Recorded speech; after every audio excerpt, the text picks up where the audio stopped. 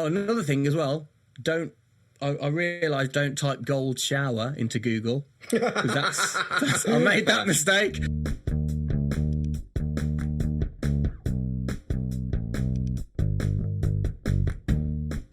Hello, my name is Kat Mackenzie, and I'm an event director, cat lover, and extremely small Scottish person, which surely qualifies me to introduce this podcast. I've had the pleasure of working with Tim and Gendle over the last 20 years, and I also get to call them my friends. What the world needs right now is exactly this podcast, a 20-minute uncut audio chat between two best mates. I think it's just great, and you will too. Enjoy. Oh my goodness, what an intro that is. That was nice, wasn't it? Really good. She really sounded sincere. What the world needs now is us. What the world needs now. Hello, how you doing? And welcome. Thanks for tuning in.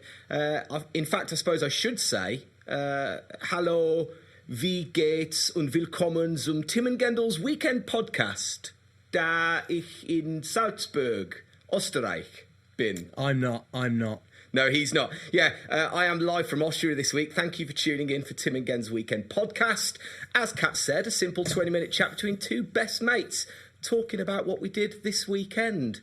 And as we are in Austria, I think it's only right. Oh, I love Gwen Stefani. What? Did she sample this? Is that not Gwen Stefani? Yeah. High on a hill was a lonely goat herd lay. Mate, this isn't Gwen Stefani, it's Julie Andrews. Yeah, but she did make it better. Gwen made it better. Ah, well, there we go. There we go. Yes, I am in Austria, and it's lovely. And I've just been outside, and the air is fresh and cold, and it's just really nice outside. Are you allowed out?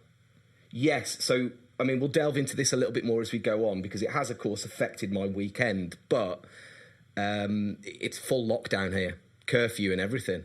But you're allowed out in the day. You can kind of go about your business, but you're not allowed out really at night. Yeah. So what time's the curfew?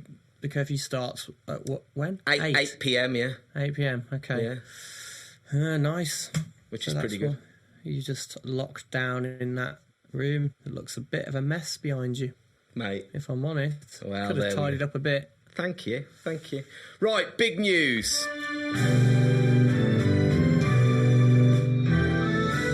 Saturday, I mean, this kind of, hey, listen to what I've done here.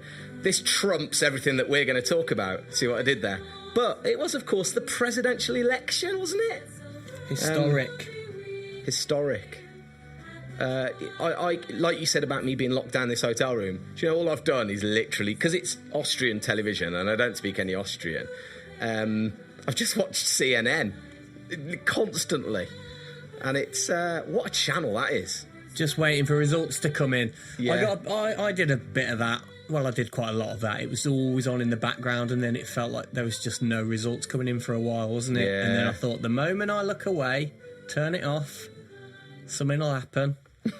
And then I went to Marks and Spencer on Saturday afternoon, and I suddenly got a text off my wife saying, he's won! And I went, oh, there you go. I just had to go to Marks and Spencer.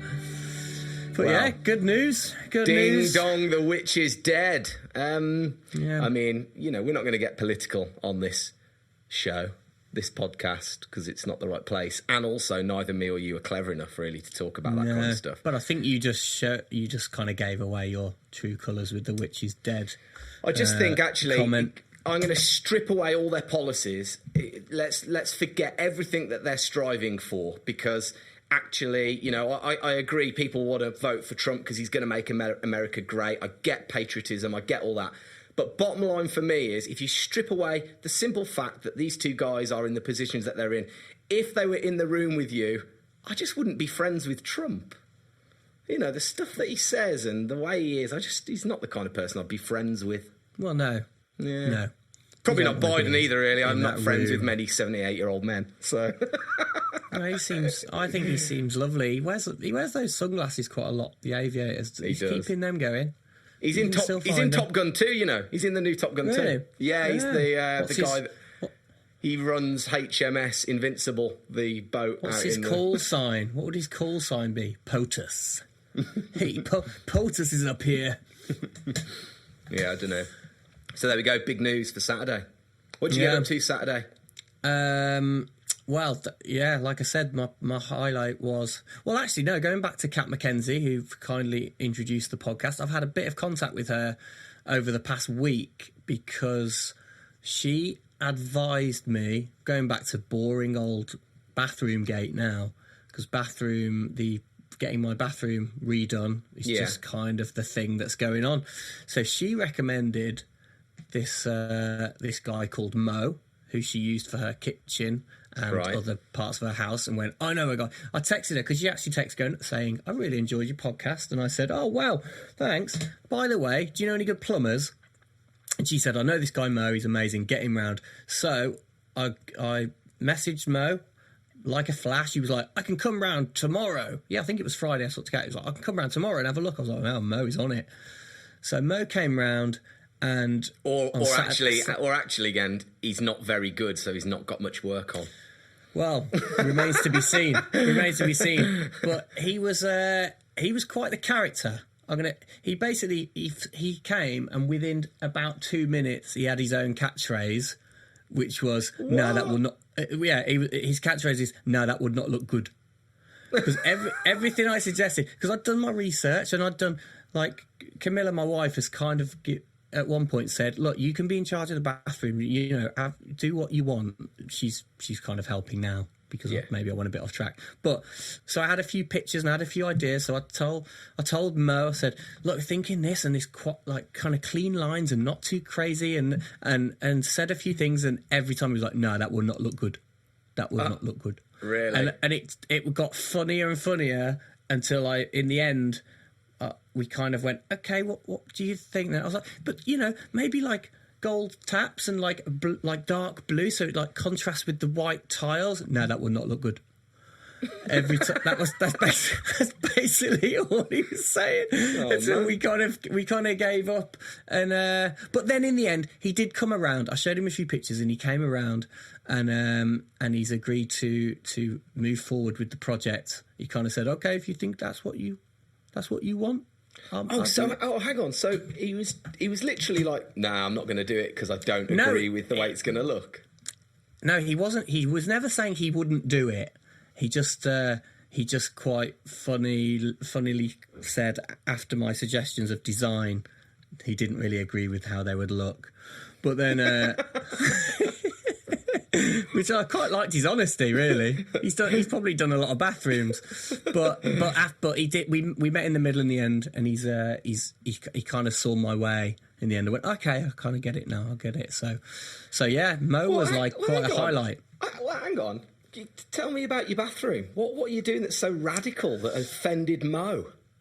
What are you doing? No, nothing. Well, that's it. I didn't think it was radical at all. I thought it was pretty... white tiles, white grout. Yeah. The only thing that was a bit extreme was like we were going to have gold fittings, or like brushed gold fittings. No, that will not look good.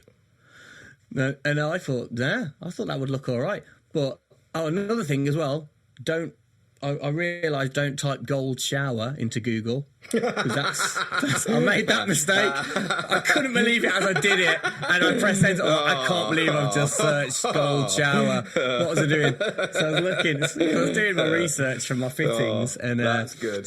So don't do that. No. But in the end, he came around, and Mo was he was the kind of highlight of the day. He was amazing. Good character, he was a good guy. So he's booked in. You booked in to get your shower done. Well, he's not fully booked yet. He's got to send an estimate. I don't know how much Mo costs yet. He's going to send a little estimate, so it could go on for a while. It's just like DIY. It's just expensive, isn't it? It just doesn't matter what it is. It's $3,000.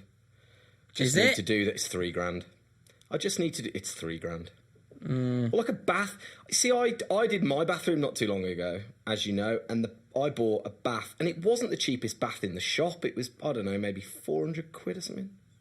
I can't even remember. But it wasn't the cheapest, but it certainly wasn't the most expensive.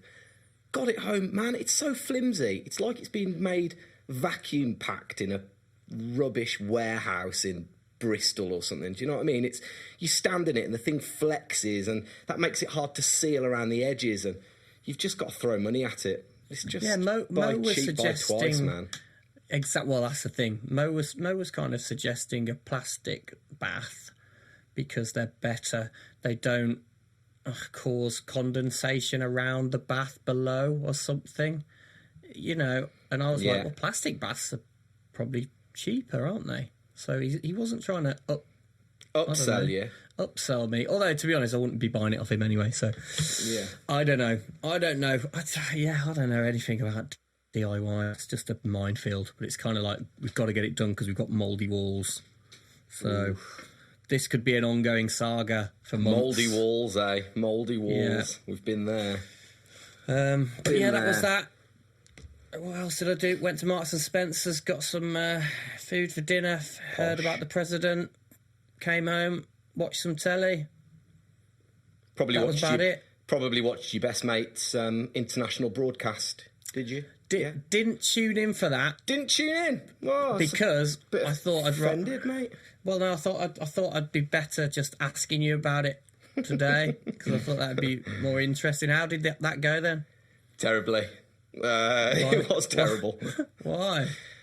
So again, you know, you obviously know this, but for those not in the know, if you don't know what I was up to this weekend, I was hosting the Red Bull Rubik's Cube World Finals. Now, for those of you that don't know, the Rubik's Cube, invented in 1980 by a Hungarian inventor, Erno Rubik, and it's a cube with 6 faces, 9 pieces on each face, all different colours, and you jumble them up, and it's a puzzle, and you've got to solve the Rubik's Cube. Now, a month ago, I couldn't do the Rubik's Cube. It's one of those things you can either do it, you learnt it as a kid, or you can't do it. So I was tasked with learning how to do it before this broadcast, and it took me a month to learn it with the help of an app on the phone.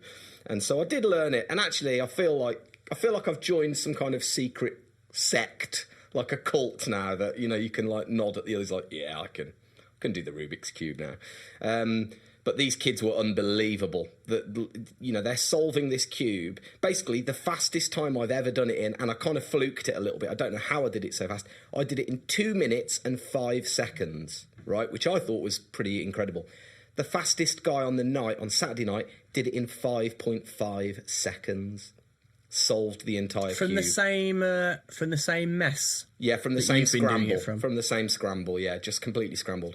Is that the term, is it, a scramble? A scramble, mate, just a bit. Yeah. So, like that the whole thing was a blur, but basically, I kind of knew a little bit. I mean, I'm never going to profess to knowing everything, but man, the moment that broadcast started, Eric, my co-commentator dude, he was so technical, and he knew everything, and he could spot all the intricacies and the algorithms and the twists and the turns, and I was just a bit of a duck out of water, and I felt a little bit silly, to be honest. But you had done, because we talk most days. You'd done a lot of research on it, and you'd put your time in, and you'd learnt the Rubik's Cube, and you'd done quite a bit. He just went next level. He went next level, man. He went he knew his stuff. Well, he's a 33 times world record holder on the Rubik's Cube of solving it, so yeah, he knew his stuff. But anyway, that wasn't even the big news. The big news was, yes, that 8 o'clock curfew. So driving home after the broadcast, it was 9 o'clock, and I'm looking around going, there's nowhere open. I'm not going to eat. Where's open? I get into the hotel. I'm the only person staying in this entire hotel. There's no one else in the whole hotel.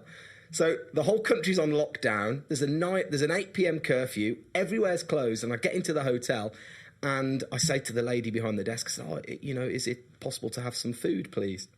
I didn't actually. I said, is it possible I can have some food, please? Because I don't speak Austrian. And she went, oh, no, sorry, the kitchen's all closed. So I came upstairs. Have a guess what was in my room? A salad from that morning. And I looked at it. Fine, I'll eat the salad. Great. Have a guess what? No knife and fork. Ergo, some go back to episode 5 when Adam Oldroyd from Bristol was telling us. So there I am eating a salad with my hands out of this bowl and thinking, oh my God. That serves me right for laughing at Adam's wife having to eat a salad with her hands last week. Wow. How was it? It was really nice. Did you have dressing? Yeah, loads, and it was a total mess. you? But I was close to the bathroom, so I could just wash my hands. So So the salad, was it the salad you were meant to take for lunch and you left it? Yeah, Oh, that's lucky though. that is lucky. So there we go. And then I cried watching the end of Avengers Endgame. So there we go. When I was going to say when Don't spoil Iron Man it. dies. Right, should we have a listener story? Yes, do it. Okay, Who have we then. got? This is the part of the show where we ask what you've been up to. How was your weekend? We've had a submission. This is from Joe Rackley, coming out of Watford, and here's what he got up to this weekend. So I've got a story for your podcast if you want to hear it from the weekend. So Steph went out to some Airbnb with a few of her mates. So I had both girls. And come bath time, I went downstairs to make Rosa, the 8-month-old, a bottle of milk for when she's ready for bed. And as I was downstairs for like the minute that it takes, Tabby shouts down to me, "Daddy, Rosa's done a poo in the bath." So I run upstairs and lo and behold, there's a floating log in the bath and Rosa's just sitting there chilling. And Tabby was like bridged with her hands on one side of the bath and her feet on the other, which was ridiculous because she could have just climbed out. She's fully capable of climbing in and out of the bath, which is what she does anyway usually. But she was like arched across the bath with her bum in the air. It was amazing. It was like something off a cartoon. Best thing I've ever seen. So yeah, I was cracking up. So I've got Best thing I've ever seen. Oh, that's really tickled me. I mean, how would you describe Joe Rackley? That is his humour, isn't it? Oh, mate. He's never happier than when he's in some kind of trouble. Whether that's, feces related, maybe he's just broken something. I don't know if you saw the other day, he fell off his mountain bike and nearly took his entire face off. Ended up in hospital, had stitches, black eye, the works. He's but still sending it, 49 years of age or however old he is, and he's... He's not quite, I don't think he's quite 49 yet. Yeah, he should be, 42. though, the way he's... And I tell you what, he's an incredibly skilled models worker, and he's currently working on the new Jurassic Park, building all the sets at Pinewood Studios, yeah. Hey, that's a step up from the Crystal Maze. That's what he was doing last time, wasn't he? Yeah, Crystal working Maze. on the Crystal Maze. Yeah, good work, Joe. What did you do yesterday, then? Just to keep the bathroom thing. We went to a bathroom showroom.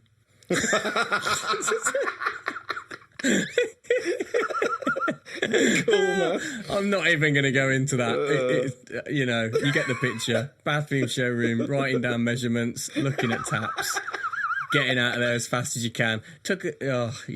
I'm not even going to go into to that. It's. I don't want this to turn into Gendle's bathroom podcast, mate. Because it is what it is. That's your life, dude. That is life at the moment. That is your life. But then, so that was the chore of the day, and then we came back and watched some telly. We've basically got, because as lockdowns kind of hit again, your telly sorted. We've got 2 different series going on. One is the lowest brow reality show ever called Below Deck. Have you ever heard of Below Deck? Ah, yes. Now, someone was telling me about this. No, Mitch Rushton was telling me about this, yeah. Oh, it's amazing. It is amazing. It's all about yachties. Well, in fact, I don't think they like to be called yachties, but it's about people who work on, big expensive yachts. Yeah. And it's on Bravo TV. It's that kind of... It's basically, how cameraman Pete, we know a guy called cameraman Pete who cleverly indicated to us that on a lot of these American reality shows that no shot lasts more than 5 seconds. Yes. It's cut so fast, and when you watch it and there's a shot, you can count to 5 and it will cut. It's an assault on the senses of just constant editing, really fast editing. It's one of those, but it's about these people who work on yachts. It is fantastic, but so terrible. But so we have to counterbalance that. We watch a few of them, and then we watch The West Wing to counterbalance it, so we seem a bit cleverer. And that's basically our routine. It's like we watch like a couple of Below Decks, and then we go, that's enough of that. I can't handle it, because you can't sleep. You're like this watching it, and then you have to watch West Wing because it's a bit more chilled out and you feel a bit smarter. It's an enabler. Equally good. Yeah, definitely. Yeah. What about you? What was your Sunday? So I'm in Salzburg, had the morning off, and I had a walk up the river, the Salzburg River, and I ended up in the centre of the square. It's quite old and very Austrian looking, but actually it's the I didn't know this actually. It is the birthplace of Mozart. Oh. So bit of Mozart for you. Amazing painter. No, that's Da Vinci.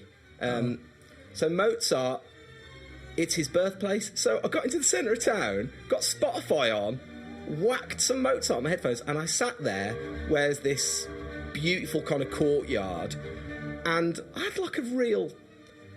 It's cerebral? Is that the right term? I basically just zoned out, and I was just taking it all in and got really like, whoa, this is really intense. And then as I was walking out, I walked past...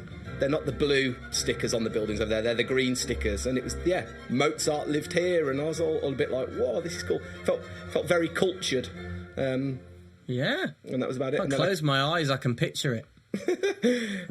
How long did you do that for? About 10 minutes? Yeah, went 15. Went to Starbucks. Literally went to Starbucks. Did you? Yeah. I did. I was joking. No, I did. I literally went to Starbucks. Amazing. And then I walked back, came in, and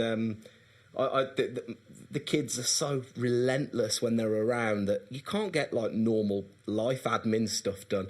You feel a bit guilty doing it. So can you believe it? I've bought my tax affairs with me. So I've been trying to do my tax return for 1920 and just do that while I'm here. And that was about it, really. Oh, and then the Villa played. Got the Villa on a dodgy stream, didn't I? And they only went and... Oh, there's the timer. Villa beat Arsenal. 3-0. Nice. Did you watch the film I recommended? No. What was it again? No. Blue Ruin. That was my recommendation. Get that. No. Okay, you can tell me about that next week. You got this week to watch it. All right, that's time then. That is time, dude. What's your plans for today? Anything cool? Just staying in. Probably talk to you in about half an hour or something. Make a cup of tea. Well, no, we can't really go anywhere, can we? Can't really do much. But I'll give you a shout in a bit if you're in your room all day. Yeah. All right. I'll be here. I bet you will. All right, well, thank you for listening. I guess that's time. If you liked it, you liked the podcast, remember to subscribe. Maybe give us a little review or click the star rating. Obviously, 5 stars is great. Mate, we're doing pretty good on the stars rating if you go and have a look. We are doing actually quite good. I gave us 5. Can't give yourself 5. Why not? Yeah, I suppose you absolutely can. Hey, and also, just to let you know, we are whacking these on YouTube. So again, at the same time every Tuesday when it comes out on the podcast, we're also dropping these on YouTube. If you want something with a little bit more visuals added to it, you can follow along over there. You can see Tim's messy room. You absolutely can. Yeah. All right. Well, thanks again for listening, and we'll see you next Tuesday. Have a fantastic week. See ya.